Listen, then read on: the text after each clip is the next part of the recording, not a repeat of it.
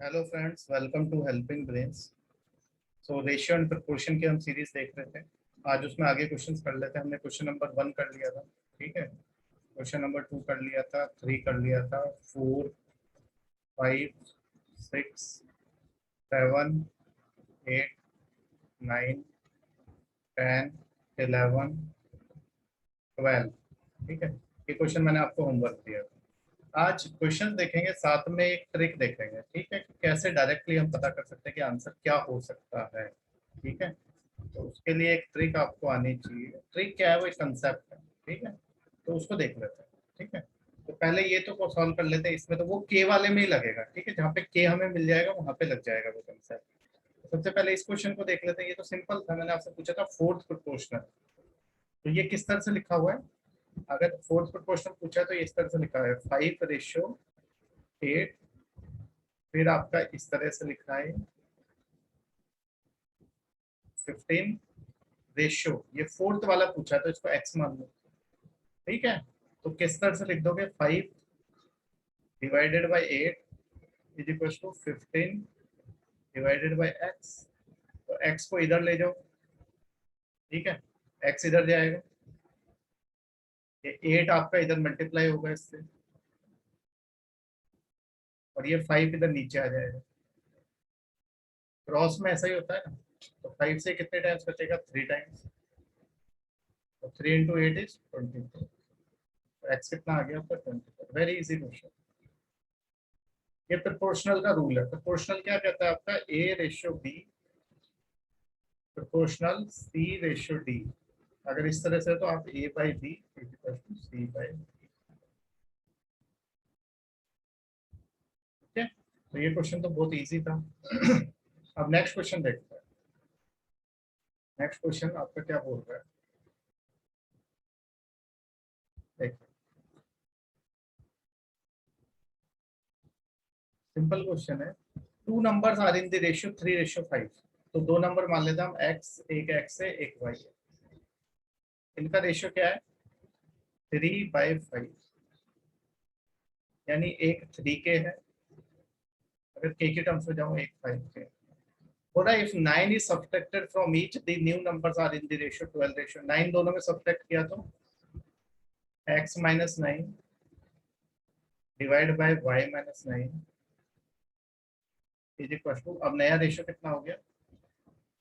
12/23। आपको याद रखना है कि हम ऑप्शन मेथड कुछ भी लगाएंगे वो इस पे लगाएंगे, मतलब हम जब एक्स और वाई दे रखा है कहीं पे ये प्लस माइनस हो गया, उसके बाद हमारा कंसेप्ट इस तरह से अप्लाई नहीं होगा। ये कंसेप्ट क्या है समझो। ये देखो एक्स जो है ना, एक्स क्या है आपका? 3k है। एक्स आपका 3k और वाई आपका क्या है? 5k। इसका मतलब यह है कि एक्स 3 का कोई मल्टीपल है। यहाँ पे 3 है ना, के की वैल्यू कुछ भी हो, 1 2 3 4 5। 3 का मल्टीपल होगा, 1 होगी तो 3 होगा, 2 होगा तो 6 होगा, 3 होगा तो 9 होगा। यानी x आपका 3 का मल्टीपल है, ठीक है। और y किसका मल्टीपल है? 5 का। यानी x की जो भी वैल्यू आएगी वो 3 का मल्टीपल होनी चाहिए, यानी कि 3 से डिवाइड होनी चाहिए। तो x आपका 3 आए, 6 आए, 9 आए, k की वैल्यू 1 2 3 4 फ्रैक्शन में तो आएगी नहीं। तो यानी x की, अब ये क्या पूछा है? Smallest number, smaller number. Smaller number कौन सा है? 3k और 5k में से 3k, क्योंकि 3k ये 5k तो बड़ा है। तो 3k, तो x पूछ रहा है, ये x कितना है, तो वो 3 का मल्टीपल होगा। अब 3 का मल्टीपल आप देखो तो 49 तो है नहीं। 49 में तो 3 का डिवाइड जाता नहीं है, 55 भी नहीं है। 55 में भी 3 का डिवाइड नहीं जाता, यानी ये दो आंसर तो नहीं हो सकते। आपके दो आंसर हो सकते हैं, ये या फिर ये, यही दो आंसर हो सकते हैं। अब मैं क्या करता हूँ, इनमें से पहले वाली वैल्यू पुट करके देखता हूँ। 27 कहाँ पे? यहाँ पे। यहाँ पे मैं 27 को पुट करके देखता हूँ। देखो x की जगह क्या पुट कर रहा हूँ? x की वैल्यू 27 पुट करके देखता हूँ। तो 27 - 9, 27 - 9 कितना होगा आपका? 18। लेकिन मुझे तो 12 चाहिए। क्या 18 आपको किसी तरह से कट के 12 देगा? नहीं। तो ये आंसर नहीं है। अब 33 देखो, 33 - 9 ये आपको कितना दे रहा है? 24। Yes, 24 is a multiple of 12। 24 is a multiple of 12। अगर यहाँ पे 24 आ रहा है, वैसे तो आपको आंसर यहाँ से पता चल गया। अगर यहाँ पे 24 आ रहा है यहाँ पे, तो ये 2 से कटेगा तो नीचे भी 23 का डबल होना चाहिए, यानी कि क्या होना चाहिए नीचे 46। ठीक है, ये कट के आपको क्या दे देगा 12/23। अब देखो इस वाली इक्वेशन से वैसे तो आपका आंसर तो यहीं पे आ गया कि 24, 18 तो हो नहीं सकता क्योंकि वो 12 देगा नहीं हमें किसी भी तरीके से, 24 दे देगा कट के। देखो x आपका कितना आ गया 33। अब यहाँ पे मुझे 46 लाने के लिए, ठीक है, y कितना होना चाहिए मेरा 55। 55 में से आप 9 माइनस करोगे तो आपके पास क्या आता है 46 आता है। तो आपके पास x आ गया कितना 24 और y आ गया आपके पास कितना, x आ गया आपके पास 24 और y आ गया आपके पास 55। ठीक है, नहीं x आपके पास आ गया 33, सॉरी x आ गया आपके पास 33 और y आ गया आपके पास 55। ठीक है, अब देखो ये दोनों वैल्यू मैं पहली वाली इक्वेशन में पुट करता हूँ। तो 3 के यानी 3 को किससे मल्टीप्लाई किया होगा मैंने 11 से, तब मेरे पास 33 आया होगा। अगर आपने उसको 11 से किया तो 5 को भी उतने से ही करना पड़ेगा, तो 5 को जब 11 से करूंगा तो 55 आएगा। यस 33/55 कट के मेरे को वो 3/5 देगा, यानी मैंने जो वैल्यू अज्यूम करी है 33 दैट इज करेक्ट। ठीक है, अब ये समझाने के लिए मैंने इतना आपको किया। अब मैं इसको वापस से आपको कंसेप्ट एक बार वापस से बताता हूँ क्या हम कर रहे हैं। ठीक है, आपको समझ आ गया होगा, फिर भी एक बार और देखो, इसको मैं हटा दे रहा हूँ। ठीक है, इस कंसेप्ट को वापस से समझो।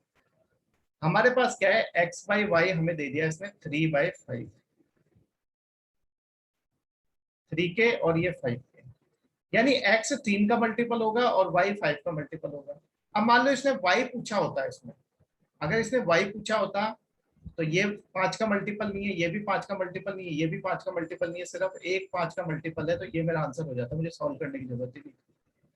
लेकिन इसने x पूछा है, तो x पूछा है तो आपका, अब देखो x 3 का मल्टीपल है, x है 3 का मल्टीपल, तो 3 का मल्टीपल देखो पहले, ये तो है नहीं, ये है नहीं, तो ये दो तो आंसर होंगे।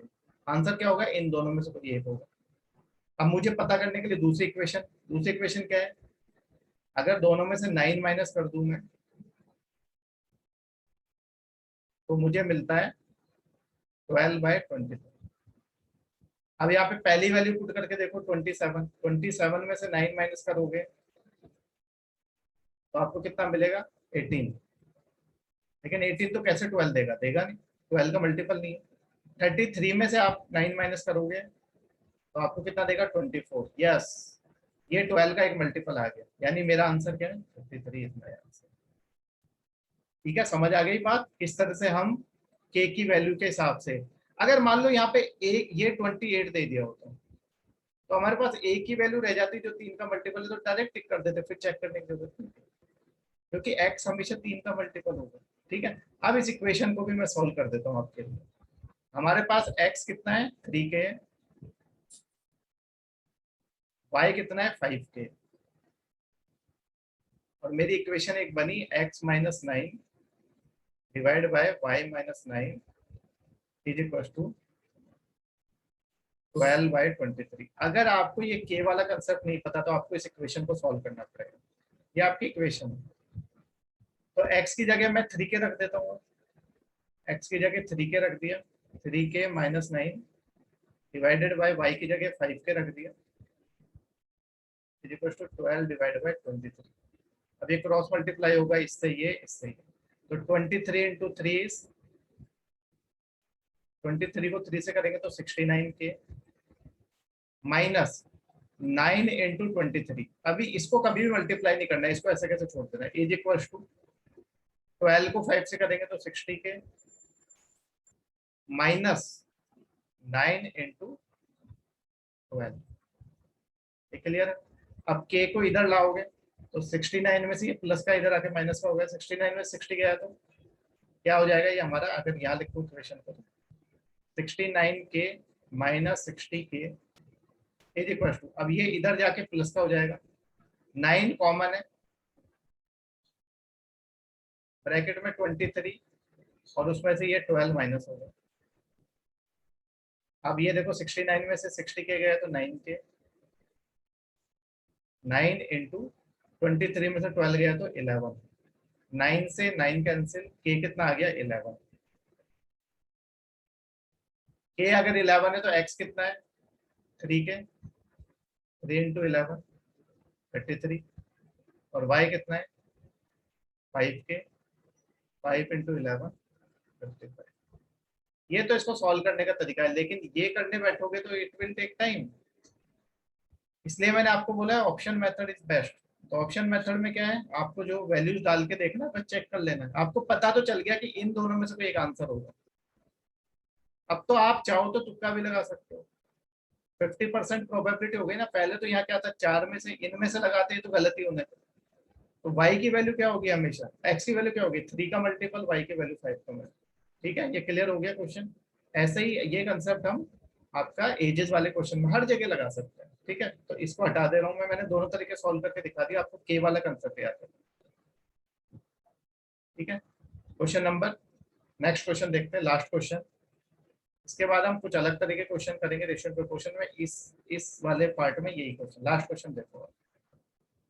इन a bag there are coins of 25 पैसा,